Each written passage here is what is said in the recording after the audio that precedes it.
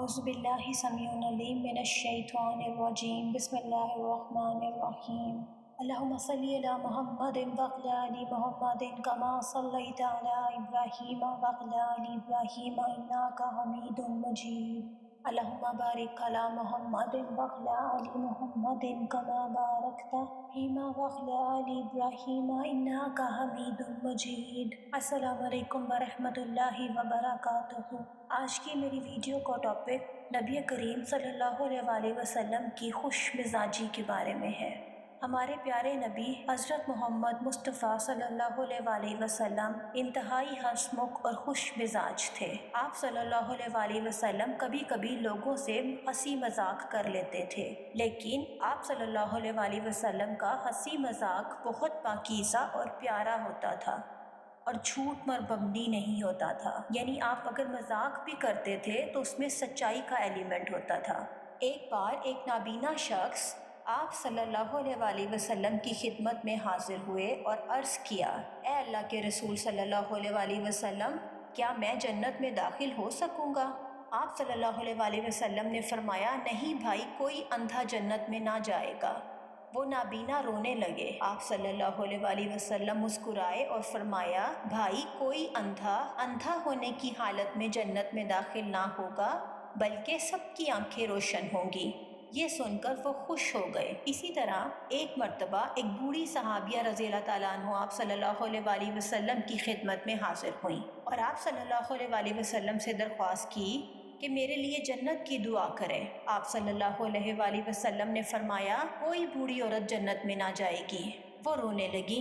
آپ صلی اللہ علیہ وآلہ وسلم نے مسکرا کر فرمایا، بوڑھی عورتیں جنت میں نہ جائیں گی مگر جوان ہو کر جائیں گی۔ اس پر وہ خوش ہو گئیں۔ اسی طرح ایک بار آپ صلی اللہ علیہ وآلہ وسلم کی کھلائی ماں حضرت ایمن رضی اللہ تعالیٰ عنہ نے آپ صلی اللہ علیہ وآلہ وسلم سے ایک اونٹ مانگا۔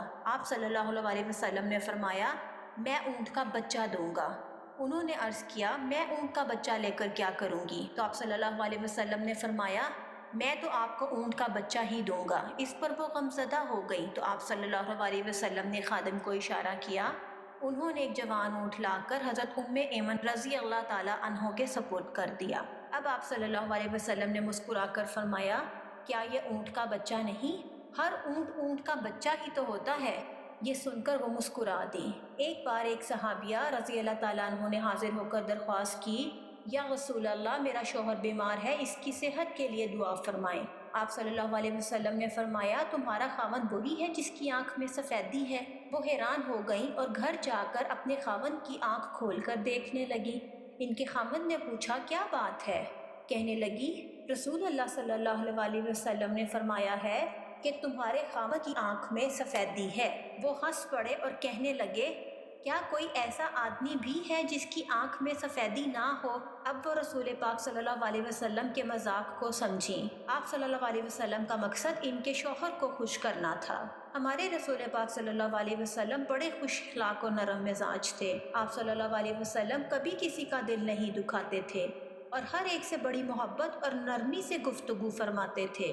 جب بھی آپ کو کوئی پیچھے سے آواز دیتا تھا تو آپ اپنا پورا چہرہ پیچھے کی طرف موڑتے تھے اور اس کی طرف منہ موڑ کر پورے دھیان کے ساتھ اس کی بات سنتے تھے۔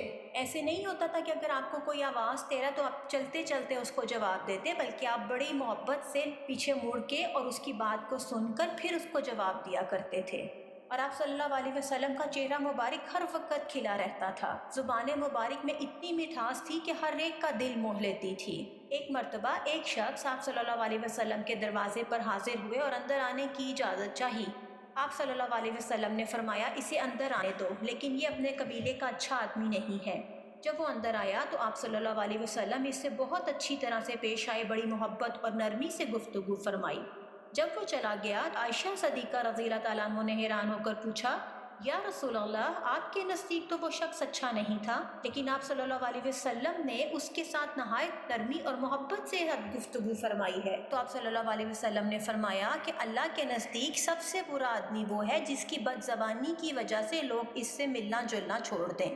نبی پاک صلی اللہ علیہ وسلم کی جتنی بھی صفات تھیں وہ ساری کی ساری اعلیٰ اور اکمل تھیں، باوجود اس کے کہ آپ صلی اللہ علیہ وسلم ایک انسان تھے آپ صلی اللہ علیہ وسلم مذاق بھی کرتے تھے اور وہ اچھا مذاق کرتے تھے، ایسا مذاق نہیں کرتے تھے جس سے کہ وہ کسی کو ہرٹ کریں یا وہ کسی کے ساتھ مذاق پہ بھی جھوٹ بولیں یا اپنے مذاق سے بھی وہ کسی کو نقصان پہنچائے، کیونکہ اس سے اللہ سبحانہ و تعالی ہمارے سے ناراض ہوتے ہیں۔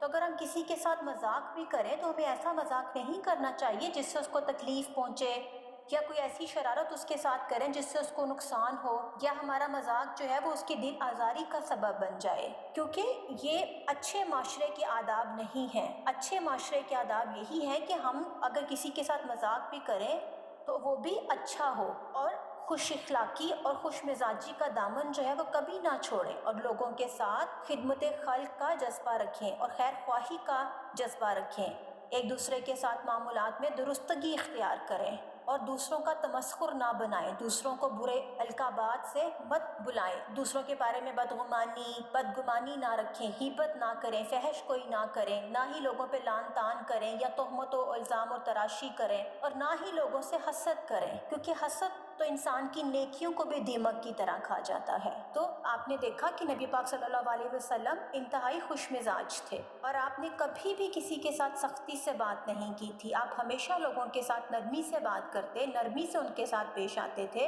اور حتی الامکان کوشش کرتے تھے کہ کوئی آپ کی وجہ سے ہرٹ نہ ہو۔ اگر آپ کو کسی پر غصہ آ بھی جاتا تھا تو آپ اپنے غصے کو پی جاتے تھے اور لوگوں کے ساتھ پھر بھی نرمی کا سلوک کرتے تھے۔ تو اسی طرح ہم سب کو بھی نبی پاک صلی اللہ علیہ وسلم کی سنت پہ چلتے ہوئے اگر ہمیں مذاق بھی لوگوں سے کرنا ہو تو اچھا مذاق کریں، ان کا تمسخر نہ اڑائیں اور اپنے مذاق کی وجہ سے کسی کو ہرٹ نہ کریں اور ایک دوسرے کے ساتھ مل جل کر رہیں۔ اللہ تعالی ہم سب کا حامی و ناصر ہو۔ اللہ حافظ۔